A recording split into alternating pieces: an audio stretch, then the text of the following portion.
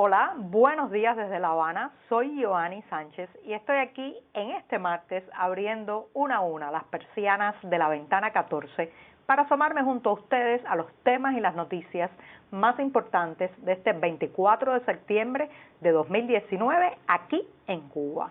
Hoy comenzaré comentando un concepto que se ha puesto muy de moda en los últimos días en la prensa oficial, el teletrabajo, y trataré de responder la pregunta de si es posible en Cuba. Por otro lado, han lamentado la ausencia del Estado cubano en una reunión sobre derechos humanos en Washington y les daré detalles. También la quiebra del tour operador Thomas Cook afecta a unos 2.000 turistas que están en esta isla. Y por último, una convocatoria. El 27 de septiembre próximo habrá un debate sobre la protección de animales aquí en La Habana. Y bien, dicho esto, voy a pasar a revolver para tomarme el cafecito informativo. Ese que de lunes a viernes comparto junto a ustedes,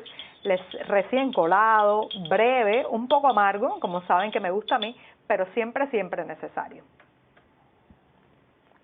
Después de este primer sorbito del día, les recuerdo, como es tradicional también, que pueden ampliar todos estos temas en las páginas del diario digital 14 y medio que hacemos desde aquí, desde dentro de Cuba. Advertir a nuestros lectores residentes en territorio nacional que lamentablemente tendrán que hacer uso de proxies anónimos o de servicios de VPN para saltarse la censura contra nuestro sitio en los servidores cubanos. Y dicho esto, voy a pasar al primer tema que ya les decía que tiene que ver con un concepto que se ha puesto muy de moda en los últimos días en los artículos y los titulares de la prensa oficial, y es el teletrabajo o trabajo a distancia. Justamente es la capacidad de trabajar en un lugar diferente a la oficina o el centro de trabajo tradicional, y se realiza a veces en una casa, en una cafetería, desde un ómnibus, un auto, en fin. Pero para el que tienen que ver muchísimo las nuevas tecnologías, porque básicamente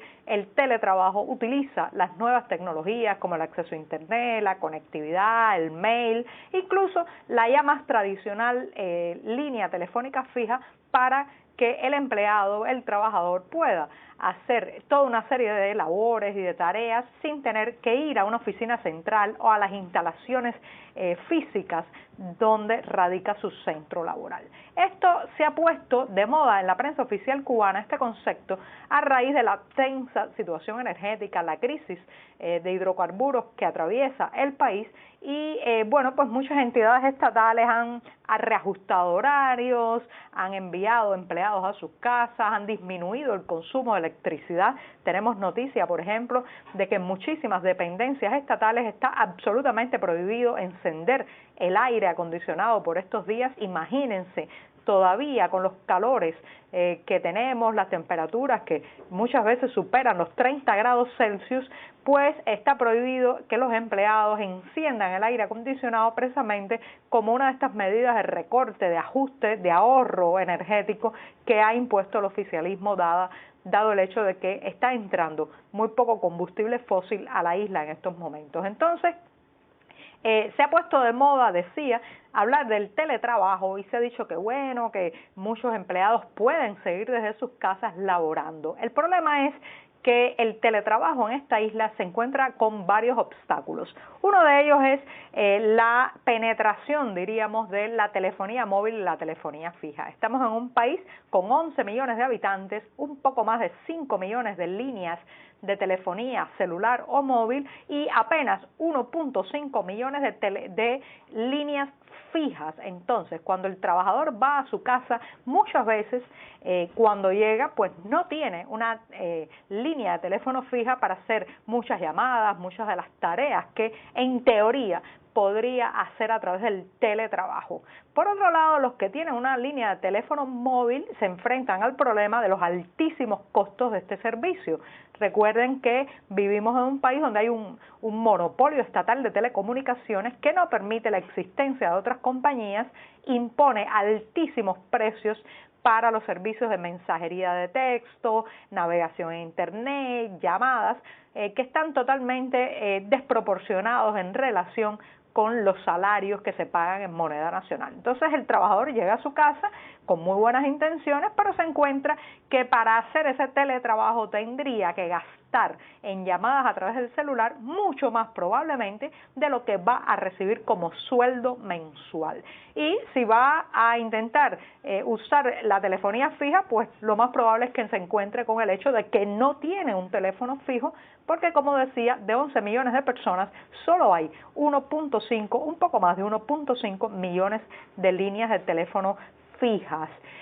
También, por otro lado, está el problema que muchos de estos centros laborales no tienen una infraestructura tecnológica que le permita al empleado conectarse a ese nodo, a ese servidor y realizar en línea las tareas que hubiera podido hacer en la oficina, pero ahora tiene que hacer desde la casa. Entonces esto del teletrabajo, tengo la impresión de que es otra cortina de humo, otra manera de inflar titulares a falta de realidades y de hacer creer que el país está en una posición de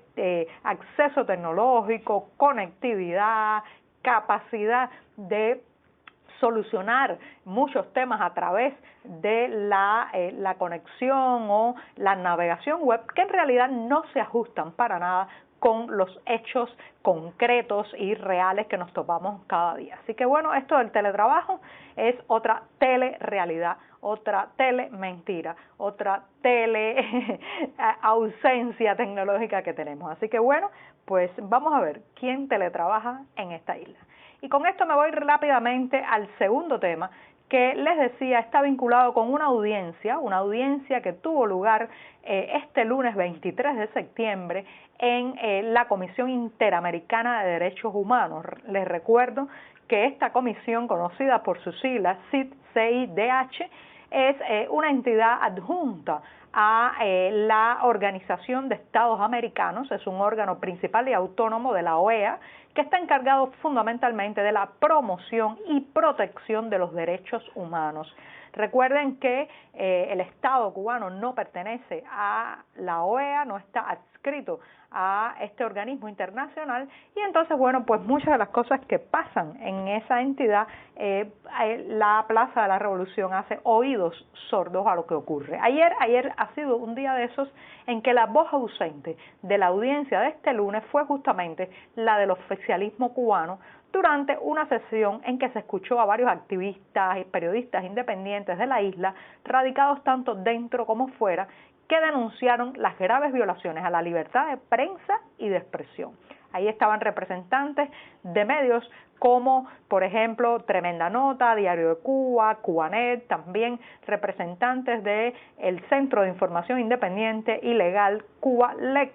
y todos ellos presentaron informes, detalles, testimonios y hechos concretos que muestran pues la falta de libertad de expresión y las restricciones a el ejercicio de la prensa independiente. Algunos de ellos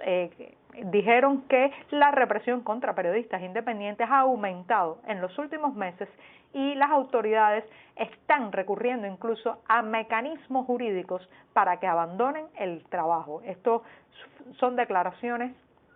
que hizo a 14 y medio Carlos Alejandro Rodríguez, un colaborador de la publicación Tremenda Nota, un periodista joven que ha sufrido en carne propia todas estas presiones, todas estas amenazas y también pues todas estas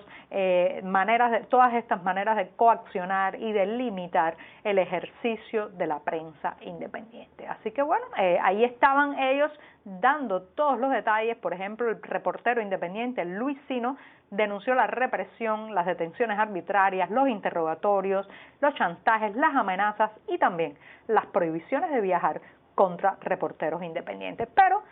el Estado cubano no escuchó y se hizo el de los oídos sordos. Y con esto me voy a la quiebra del tour operador británico Thomas Cook, que ha afectado a 2.000 turistas que se encuentran en Cuba, según informaron este lunes fuentes de la Embajada del Reino Unido en La Habana. Estas personas se han visto obligadas a reprogramar una decena de vuelos en 3 aeropuertos de la isla y los más afectados están en la provincia de Holguín, en Cayo Coco y en el balneario turístico de Varadero, según una información de la agencia española EFE. Ahora bien, esto es el daño momentáneo y actual, que estos 2.000 turistas se han quedado prácticamente varados en la isla, pero en los próximos meses la quiebra de Thomas Cook va a traer una afectación sin dudas a los números de turistas que van a entrar a Cuba, porque se trataba de una compañía que con frecuencia enviaba turistas a la isla, este grupo operaba en 16 países, contaba con 105 aviones y posee 200 hoteles y complejos hoteleros con su marca. Entonces, muchos de los turistas que ya pagaron reservas anticipadas para llegar a la isla no podrán venir a través de los paquetes comprados con Thomas Cook, porque sencillamente el tour operador quebró. Y bien, me despido recordándoles que este 27 de septiembre de 2019, entre las 3:30 de la tarde y las 6 de la tarde, en el Centro Cultural Padre Félix Varela, eso para los que conocen La Habana, saben que está en la calle de Tacón, entre Chacón y Mercaderes, la antigua sede del Seminario de San Carlos, pues ahí habrá un panel sobre la protección de los animales. ¿Qué se ha logrado y qué falta por hacer en Cuba? Todos son panelistas destacados, activistas de la protección de animales y expondrán sus puntos de vista sobre el tema y también abrirán los micrófonos a un debate con la participación de todos los presentes. Así que si usted es uno de esos que sufre cuando ve un perro abandonado, un caballo maltratado, un gato golpeado, pues encontrará este viernes 27 de septiembre de 2019 a partir de las 3:30 de la tarde en el aula magna del Centro Cultural Padre Félix Varela, un momento para alzar su voz, reclamar, unir esfuerzos para que esos animales no sigan sufriendo en esta isla. Y con esto me despido esta mañana.